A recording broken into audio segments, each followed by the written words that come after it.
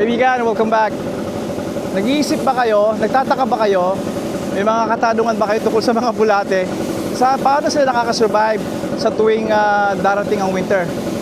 Gayong hindi sila pwedeng lumabas, umakyat, at balot ang kapaligiran ng yelo, snow, niebe, at napakalamig na ulan. Partikular, napakataas ng niebe. Well, bumababa sila sa pinakailalim ng lupa at doon sila talaga namamalagi. Or, sa mga ginagawa ng mga tao, katulad ko, compost. Or, ito, papakita ko sa inyo. Nakikita nyo yan? Garden bed yan. Tinatambakan ko ng mga dahon. Sa gayon, oras na pumatak ang yelo, ay meron na silang parang kutsyon sa ilalim, sa ibabaw ay yelo, pero sa ilalim ay kutsyon. Ganyan kaibigan sila nakakasurvive. May pagkain na sila at nagsisilbi pa rin init yan. Protection sa malamig at freezing temperature at wind. At even kahit umulan o matunang ang snow, may protection pa rin sila dahil ang mga layered ng lupa, ang layered ng mga dahon ang nagpe-prevent para completely, para hindi sila malamigan talaga or mabasa ng tuluyan. Isa pa, protection nila ay yung lupa kung saan pwede silang maglagi pa rin doon. Kaya maganda sa kanila yun, pagkain, shelter, ang mga ito. Ang ginagawa ko, isa pa maganda ito sa ating garden bed dahil mapupuno sila ng bulate. Ang mga casting, worm casting o yung mga pupo nila at ihi ang nagbibigay ng pataba sa ating mga lupa.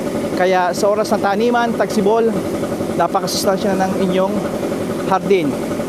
Siyempre, it will take time, pero ito ang simula, maganda.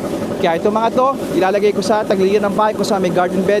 Nakikita nyo sa dulo, meron ding may mga dahon na rin doon. Kaya mananatili sila dyan hanggang tagsibol kung saan babawasan ko sila at tataniman ko ng mga nagagandahan mga bulaklak. Siguro, pati ang palaya.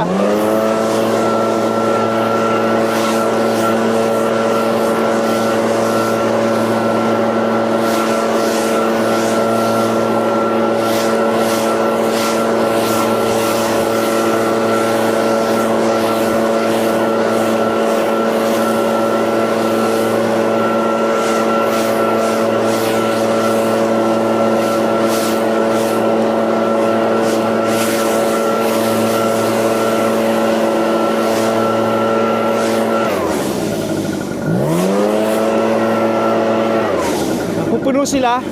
Kung anong korte ng inyong garden bed, lalagyan nyo sila ng dahon sa pamamagitan ng ating leaf blower. Kaya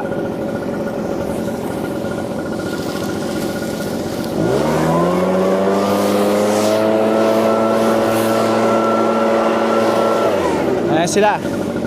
Okay, di ba?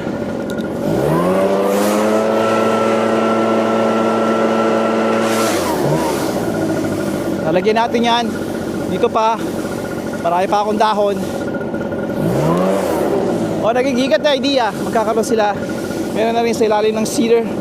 Kaya, ilang kaibigan, konting kalaman. Meron kami bagyong darating sa linggo.